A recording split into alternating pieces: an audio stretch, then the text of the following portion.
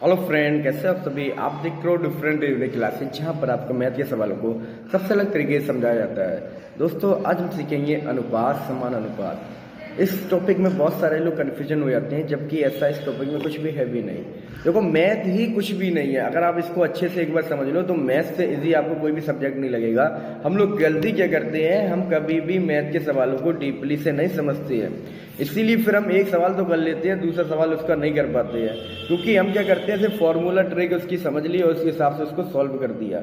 आपने कभी भी मैथ के सवालों को डीपली से नहीं समझा, इसलिए फिर आपको आगे चल के प्रॉब्लम आती है मैथ में। मैथ बहुत ज़्यादा ईजी है, मैथ से ईजी तो कोई सब्जेक्ट ही नहीं है। अगर सिर्फ आप एक काम कर लो, आप मैथ के सवालों को अच्छे से समझना स्टार्ट कर दो, तो मैथ से ज़्यादा ईजी आपको कोई भी सब्जेक्ट नहीं लगेगा। देखो दोस्तों, स्टार्ट करते हैं अनुपात। अनुपात का मतलब क्या होता है? अनुपात का मतलब होता है, जैसे आपको दिया हुआ है A अनुपात B बराबर 3 अनुपात 4। तो आपको इसको कैसे लिखोगे? आप इसका मतलब है कि A/B बराबर 3/4।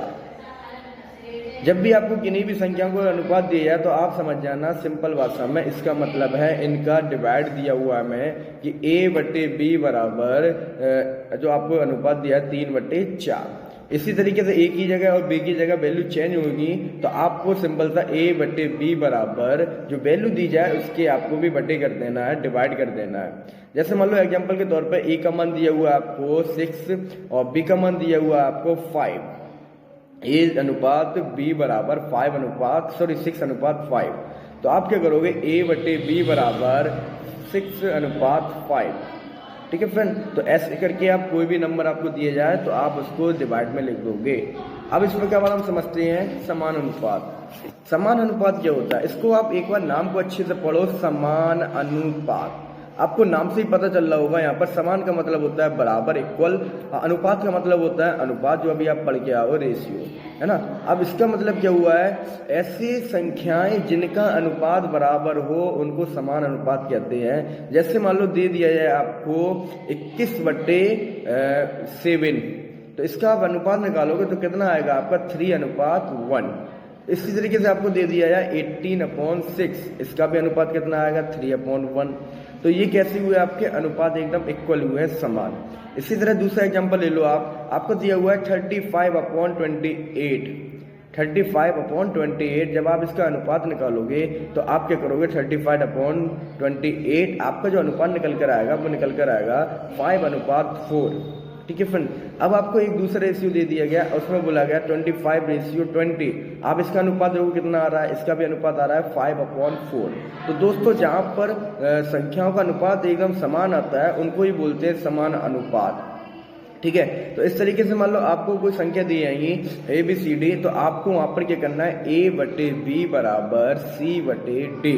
जिस तरीके से यहाँ पर हम कैसे कर सकते हैं, 35/28 बराबर 25/20। अब आप इसका अनुपात निकालोगे तो आपका आएगा 5:4 इक्वल 5:4। यहाँ पर एकदम इक्वल आया है। तो जब समान अनुपात होता है तो उनको ही हम बोलते हैं समान अनुपात। आपको करना क्या पड़ेगा, दोनों ही संख्याओं का अनुपात इक्वल करना पड़ेगा। अब सवाल देखो, सवाल में कह रहा है कि A/B बराबर 3:2, B/C बराबर 3:4 और A और C का अनुपात आपसे पूछ रहा है, A और C का। यहाँ पर देखो, A की जगह आपको वैल्यू दी है, वो कितनी दी है 3, और B की जगह तो दूसरे में दी हुई है, वहां पर दे दी गई है 3 और ऊपर दे दी गई है B की जगह 2, है ना फ्रेंड। तो आपको करना क्या है, जब भी इस तरीके से सवाल आए आपको सिंपल सा एक ही काम करना है, आपको ABCD जो भी वैल्यू आपको दी जाए उनकी वैल्यू आपको एक चीज नोटिस करनी पड़ेगी कि उनकी वैल्यू सभी जगह समान है या नहीं। यहाँ पर आप क्वेश्चन में देखोगे तो ऊपर तो क्वेश्चन में B की जगह 2 है और दूसरी लाइन में क्वेश्चन में दे रखा है B की जगह 3।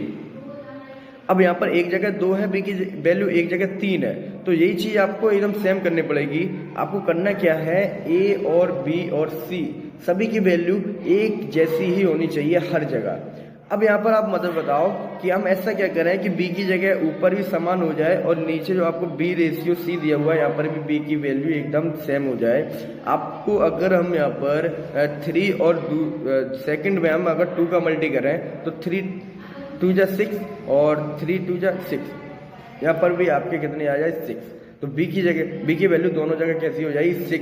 तो ऊपर हमको क्या करना पड़ेगा, 3 का मल्टी। जब हम 3 का मल्टी कराएंगे तो ए की वैल्यू कितनी हो गई आपकी 9, बी की वैल्यू आपकी हो गई है 2 3 जा 6, और सेकंड में आपकी हो जाएगी 3 2 जा 6 और 4 2 जा 8, है ना। अब सी की वैल्यू जो आपकी चेंज होकर आई है वो 8 आई है, और ए की वैल्यू चेंज होकर आई है वो 9 आई है, और बी की अब वैल्यू दोनों जगह सेम हो गई है, और ए और सी कहीं और नहीं है, तो यहाँ पर हम इतना ही रहने देंगे। अब देखो आप बी की जगह दोनों जगह कैसी होगी, बी की वैल्यू सेम।